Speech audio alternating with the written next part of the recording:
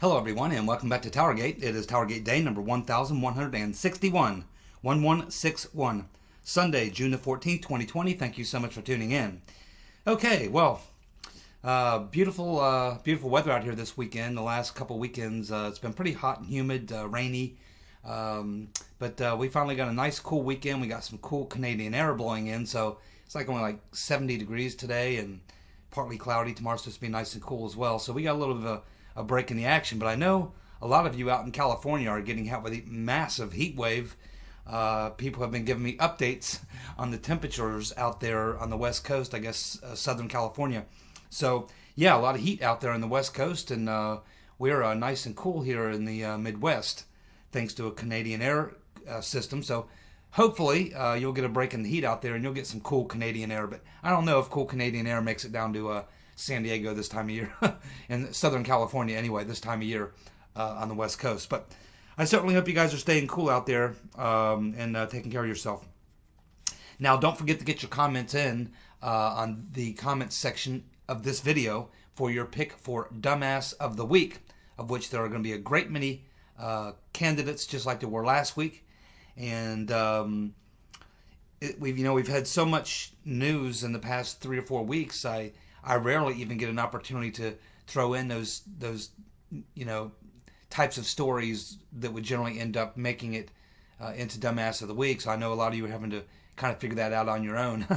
But there's been so much other real news to cover, I just haven't had time to get to a lot of that. But there's plenty of just crazy comments, crazy things people are saying out there on the left. So I'm sure it'll be quite the list of candidates for Dumbass of the Week. So try to get your comments in by 8:30 p.m. Eastern Standard Time in the comments section of this video. So let's go ahead and get caught up on the news of the last 24 hours. So it looks like 2 Ukrainian government officials have been arrested for bribing one official from the Anti-Corruption Bureau and another from the Office of the Special Prosecutor. The bribe was $6 million, and there's a photo of the cops standing over top of the $6 million, so it was done in cash.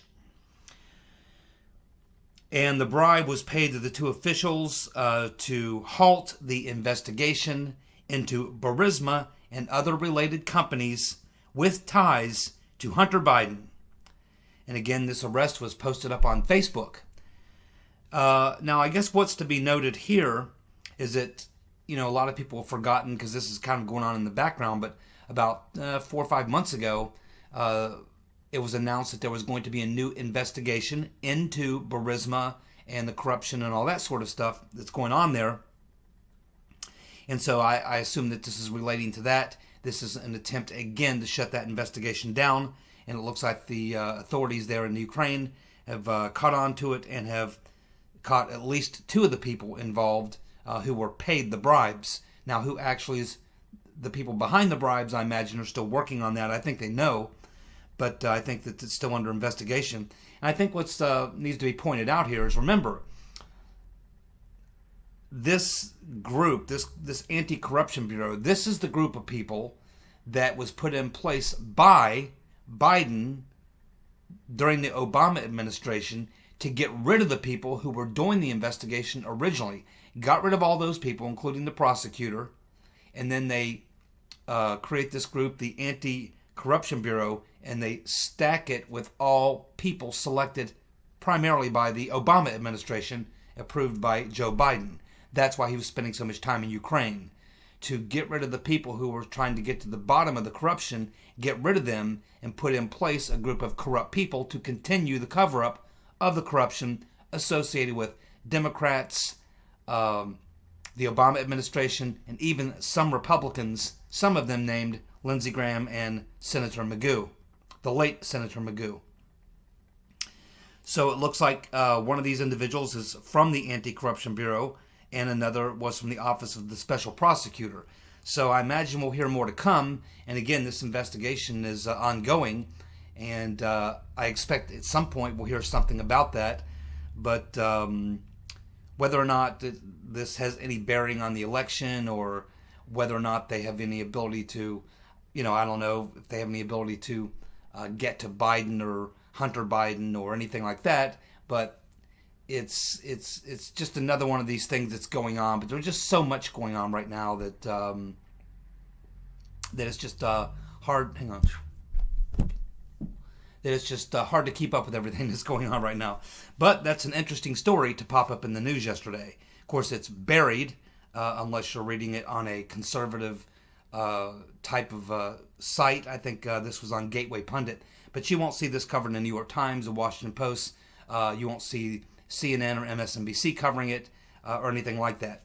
Only fake corruption associated with Trump will they talk about. They won't talk about the actual corruption and actual events happening such as this in the Ukraine. You'll never hear this reported on the left-wing fake news.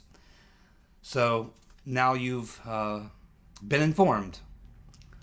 So we have Trey Gowdy over on Fox News in an interview saying that Durham will very likely charge Peter Strzok with crimes. Yeah, I mean, that's a no-brainer, obviously. Peter's been stroking us would be the very first person, top of the list, even probably above Comey. I mean, let's face it, he was involved in everything. And it's really hard, in my mind, to separate him from Lisa Page and McCabe. It seemed like they were like the little nucleus that were all like the heads. McCabe, Strzok, and Page were like that second tier below the leadership, below Comey and Yates. Lynch has largely been able to avoid being in the middle of this. She stayed out of it for the most part, I guess. At least we don't have a lot of information on Lynch, but we know Yates was involved. She was working with McCabe. McCabe was working closely with Strzok and Page. So that little nucleus right there of Yates, McCabe, Strzok, and Page, that little four-person team nucleus was really like the second tier and really the top tier of the operational level of all the things that were going on. And then you have a tier or two below them. And then you have the DOJ side, which had their own things going on. So, yes, I would be absolutely shocked if Peter's been stroking us and Lisa Page and McCabe are not the first three people that are facing serious charges. And I certainly think that Comey is obviously going to face charges. I think General Counsel Baker is going to face charges. I think Pientka is going to face charges. I think certainly the Stephen Soma and Kevin Kleinsmith will face charges. David Laufman will be facing charges.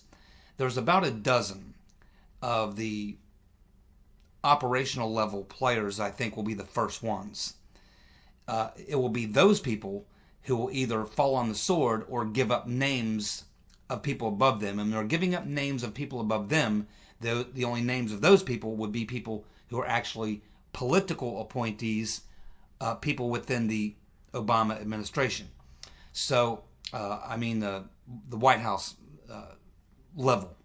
So it will take that level to turn over on the White House level. But they're going to deny everything. And they probably have all the plausible deniability. You know, I think ultimately in the end, everybody's going to know that went all the way to the top. But I think that it's going to be very tough to get those people because they probably covered their tracks quite well. I think that the top tier people that we're looking at are probably going to be Comey, and I would assume John Brennan, unless he's been able to cover his tracks, and I don't think that's true. But I think Brennan, Clapper, Comey are going to be your top three. Certainly Sally Yates, the Deputy Attorney General.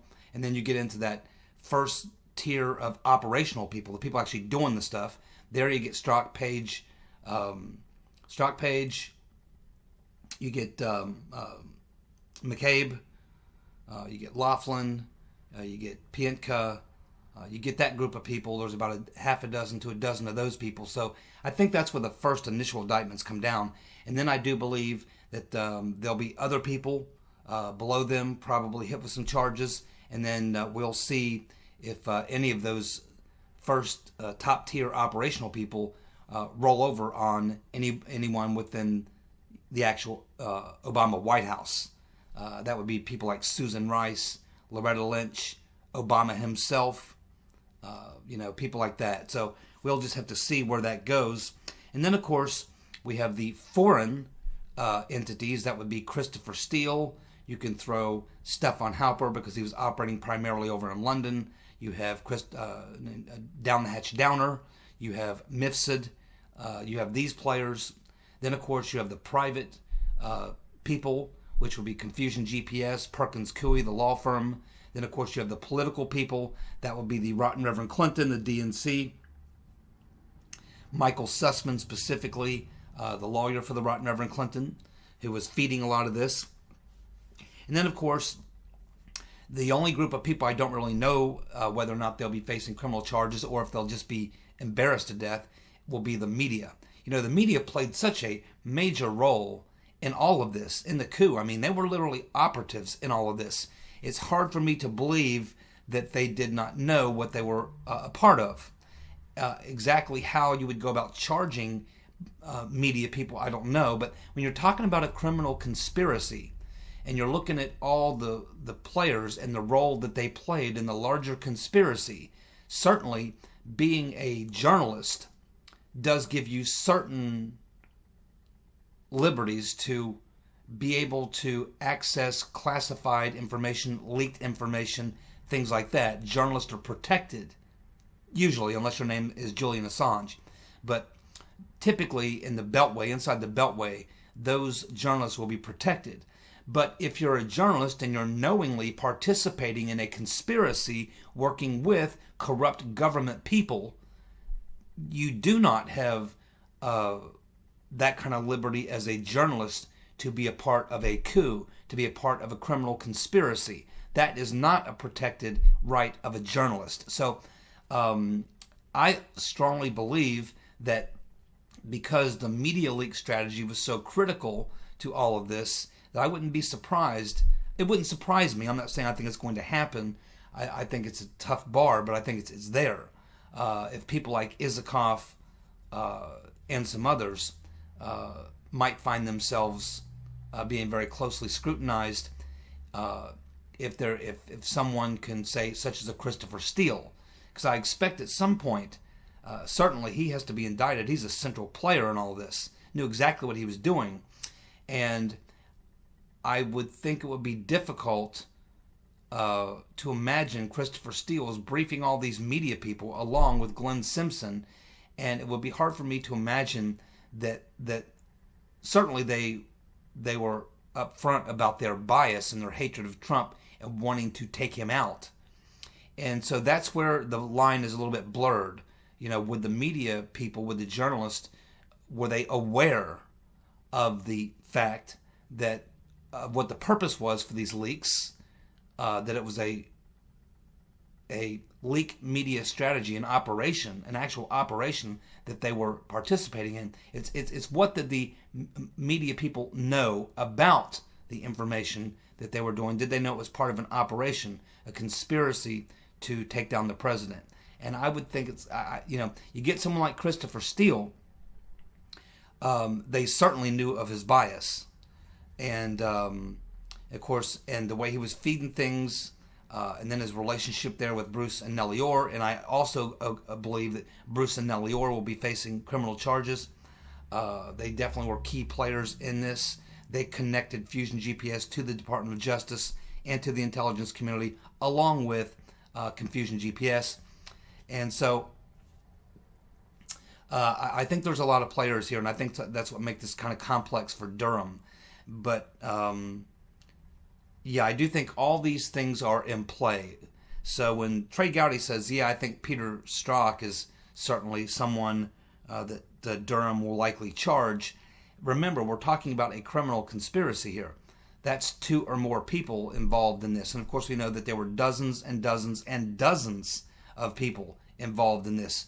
Just as I said, various groups comprised of dozens of people. The FBI, the DOJ, the DOD was involved, using the Office of Net Assessment and Stefan Halper. We had the intelligence community involved. We had foreign governments involved. We had private intelligence firms. We had private actors. We had a political campaign. We had a law firm. We have the media. We have about 7, 8 different groups of people who are all part of this larger conspiracy. And what did they know and when did they know it is really the questions that Durham is looking into. And again, just based on the recent document releases, there's no doubt that Peter's been stroking us as toast. There's no doubt that McCabe and Comey are toast because of what we learned from that Appendix A. John Brennan certainly has got some problems.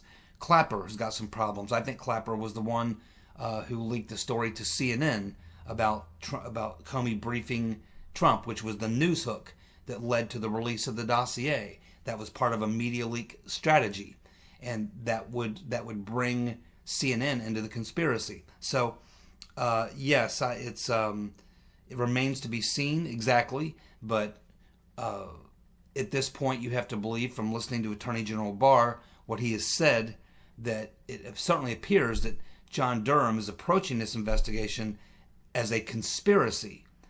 He's not just looking at, oh, this individual, perjured himself. This individual falsified a document. This person signed off on something they knew was false. And rather than individual violations, which those are certainly there, and those will certainly be charged, but I think what Durham is trying to build is a case of an overall conspiracy. I think that that's what he's trying to build a case on. And that de facto means that you're going to have 2 or more people. You can't indict Strzok and not indict Page. They were joined at the hip, along with McCabe. And if you charge McCabe and Strzok and Page, you have to charge Comey, because he was aware of all this. Yates, now she gets drug into it. Every time you drag another person in, you drag in Yates, you get Loffman. You see what I mean? You drag in, you also get Priestap in the net. And the more people that you bring in, the more people you bring in. Kleinsmith, you bring in Kleinsmith. Was he operating alone? Probably not. Then you have this guy, Stephen Soma. Well, who's Stephen Soma connected to? Gaeta. And who are they? Soma and Gaeta. They're the handlers for Halper and Steele. You see, everyone is connected to everyone. If you're going to go on a conspiracy charge, this is how you weave all this together. These people are all connected at the hip. You can't just charge 1 or 2 or 3 and skip over all the rest if they were a part of a larger, knowingly a part of a larger conspiracy. And it will be very difficult for these people to claim that they were ignorant and didn't know what they were a part of. People like Tash Gauhar, Moyer, Sally Moyer. It will be very difficult. Laufman is in that same group. John Carlin. All these people. It's going to be, I think, nearly impossible for them to play dumb and pretend that they didn't know about all these. I mean, they were in all these meetings when all this stuff was happening. And of course, you have Rodenstein. It remains to be seen. But again, as you know, I don't believe Rodenstein's testimony. I think he knew everything about what was going on. I do believe that he was talking about a 25th Amendment wearing a wire. I certainly do believe that. And let's not forget about another group of individuals here, which I think are going to fall under the microscope. And that is going to be Uncle Bob the Executioner and the Mueller Hillary donor posse. Wiseass and all the crew, Jenny, what's her name? Reed.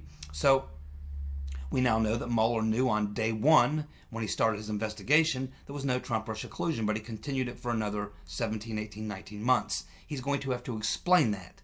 And they really can't, because the documents show that they should have known, had to have known, that there was no Trump-Russia collusion. The 40 FBI agents that were working on the Mueller team were the same 40 that were working under Comey and McCabe before Mueller came along. It was the same people. All they did was replace the head dog.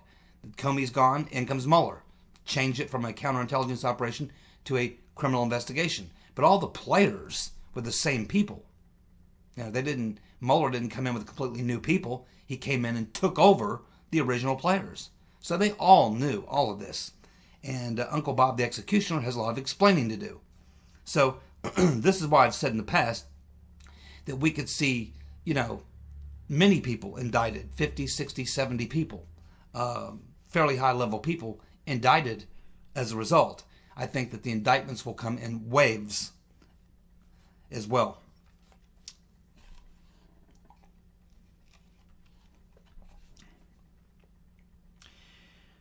The person who leaked President Trump's draft speech on media censorship to the New York Times has been fired, according to Mark Meadows, who is Trump's chief of staff. Meadows made the comment on Ted Cruz's podcast called The Verdict. Yeah, I've heard that. I heard that person was fired. They don't name that person.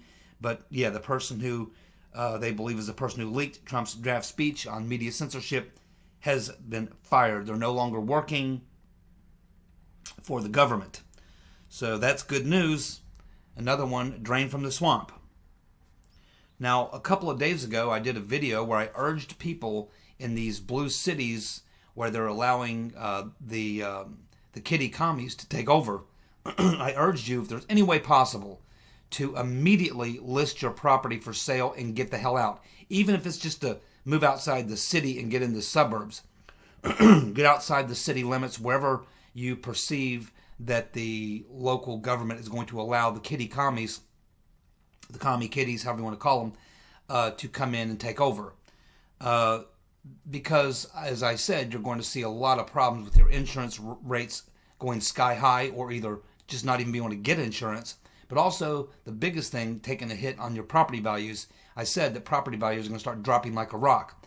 So here we are, 3 days, 2-3 days after I said that in a video, we get a story today that real estate listings in Minneapolis jumped in 1 week. They jumped 18.6%. That's just in 7 days. An 18.6% increase of real estate listings. So apparently a lot of people have been either watching my video or they figured out just what I figured out, which is that if you are living inside the city limits, in the zip codes where a lot of this stuff is happening, your insurance rates are going to go sky high. You may even be dropped by your insurance company because they simply won't insure properties there, including your car. And you're going to see your real estate values drop. And if you own a business, you're going to see a serious, again, if you can get business insurance, it's hard at this point. I would expect that that's not going to happen. You're also going to see where, remember, trucks who bring produce into these areas, they're also insured. So you're going to find a situation where pretty soon vendors will not even be able to ship product into these areas because their insurance companies will not insure trucks or truckers or cargo or produce that goes into these areas. This is why, again, I said a couple of days ago, there are a tremendous amount of problems that you're going to have on this front that a lot of people are not even focused. Most people are focused on the social issues of it, the criminal part of it, the political part of it, but I'm talking about the financial part of it, the financial risk if you live in one of these areas. And that's why I said 2 or 3 days ago, put your house on the market now. Get out. Move to the suburbs. Even if you have to take a little loss, it'll be less than what you're going to take, as a result of these areas falling into the hands of the commie kitties, who are obviously anarchists and communists. Insurance companies aren't going to insure there anymore. Companies will not deliver there anymore. People will not want to buy a home there. And if you're currently trapped inside that zip code, you're looking at serious financial loss. And, this story showing the 18.6% increase in real estate listings in just 1 week in the Minneapolis, city of Minneapolis. This is before the city council even unanimously voted to dismantle the police. The vote came after this story came out. So wait till next week and see what the real estate listings show after this city council has just unanimously voted to dismantle the police. I bet by next week, real estate listings will be up to 30-35%. Everybody knows you got to get out. You better get out. You're going to take a huge loss, financial loss. There's a very good story over on PJ Media where the author of the story over on PJ Media talks about how Orange Man Bad has been morphed into White Man Bad. And and the story suggests that this is going to drive massive voter turnout in favor of Trump. And this is something I was kind of talking about a couple of days ago as well, which is that, and it's not just white man. I understand his concept here. They tried Orange Man Bad. Orange Man Bad has not worked, so now they're going to turn it into White Man Bad. But it's not just White Man Bad. It's not just Whitey who is being targeted now as the evil offender here in America to try to shame us or whatever. But it kind of comes down to a situation where people, regardless whether white, Hispanic, or black, it really doesn't matter. They're looking at an option in November of either a president who supports the rule of law and has not taken a position that, yes, we should let these kitty commies come into your communities and just take over and riot and burn shit down and loot and all this stuff, where we've had the left essentially protecting and in fact praising these people is just conducting free speech. Now, the majority of people across the country are smart enough to know exactly what this is. And just as we had that sort of silent vote, or what they call the monster vote in 2016, you're going to see the same thing in 2020. And it's not just Whitey. If you remember, there was a poll that came out about a week ago or less that showed 41% of black Americans support Trump's decision to put the kibosh on the violence and rioting and looting going on. And if you ask Hispanics, you'll probably get an even higher number. So I think, again, it's very possible that even though this whole ploy is designed to divide America between white and black, and then in addition to that, to try to put guilt on white people and to get them to feel like they can't vote for Trump because he is a leader of the white supremacists. Therefore, you'll be shamed if you vote for the white supremacist, or if you're a part of the white supremacist, and they make you draw the line. Either you're with Black Lives Matter and the Democrats and Antifa, or you're a white supremacist. This is not going to work. As I said when I was talking about this myself a few days ago, it comes down to what we learned years and years ago as kids in school in science class. For every action, there is an opposite reaction. And so the reaction to everything that we're seeing is going to be a lot of people who are very quiet. They're not out there protesting. They're not out there doing anything. They're just quietly waiting for the opportunity in November to vote. And that's why I said, watch very carefully, not just at the national election for Congress and the president. Watch the local elections coming up in 2020. I think we're going to get a big surprise in a lot of the local elections, particularly in blue states. I think that's the thing to watch. And I do also believe that in 2020, we're going to see that Trump is going to capture at least double the amount of black votes he got in 2016. And I believe he'll get significantly higher levels of Hispanic vote as well. Because ultimately, people have been watching two specific things, three things really. The coronavirus and how Trump handled that versus the Democrats. Then looking at the economic issues associated with the lockdown and how Trump has approached that compared to the Democrats. And then, of course, you're going to have this upheaval that's going on and how Trump looked at it compared to the Democrats. And I think it's a winner for Trump on all three fronts, with the majority of Americans, regardless of whether they're white, black, or Hispanic, or Asian, or whatever. So I think this all is a big win for Trump, and he just needs to stay the course.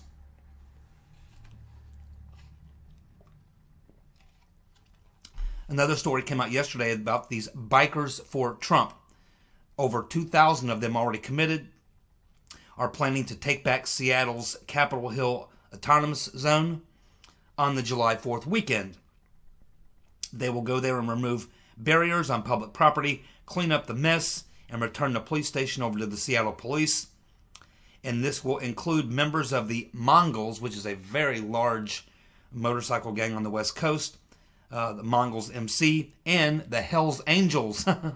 Yeah, well, that's the Hells Angels are a little more radical. Not as radical as they were in the 60s, but You know, the last time the Hells Angels were in charge of security at Altamont at the Rolling Stones concert, things got a little out of hand.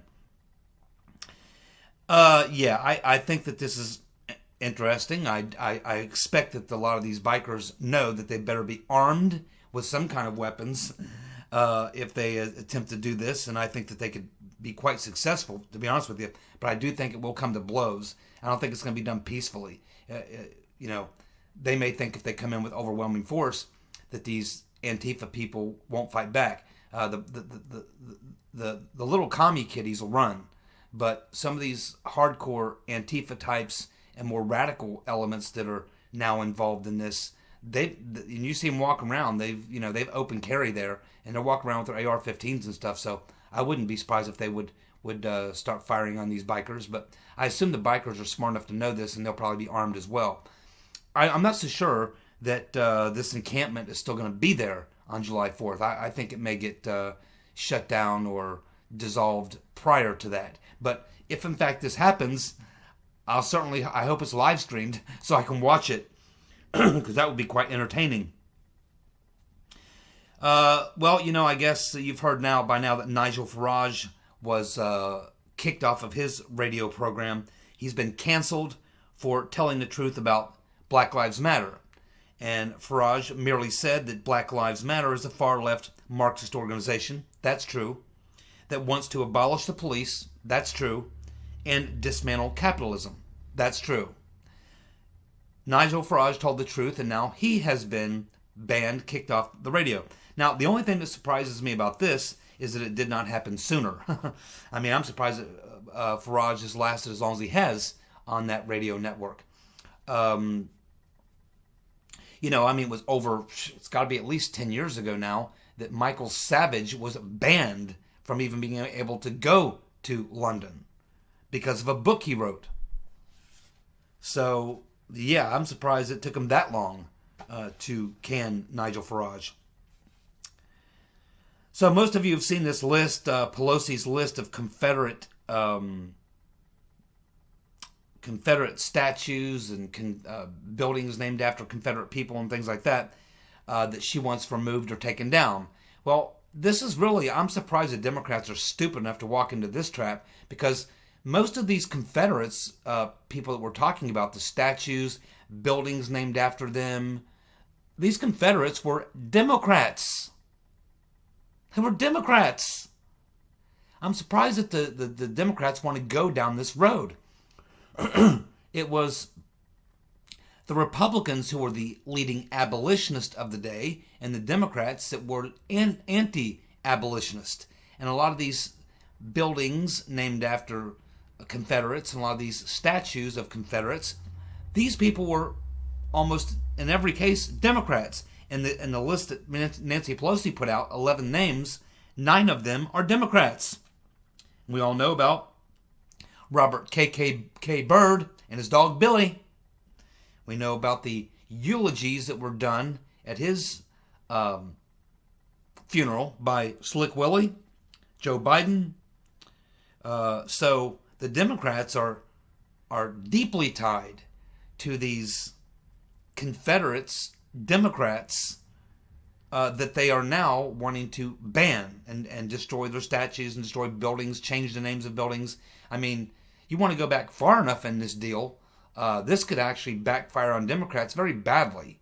Maybe they've forgotten that they were the ones who largely were the supporters of slavery. The Republicans were the abolitionists.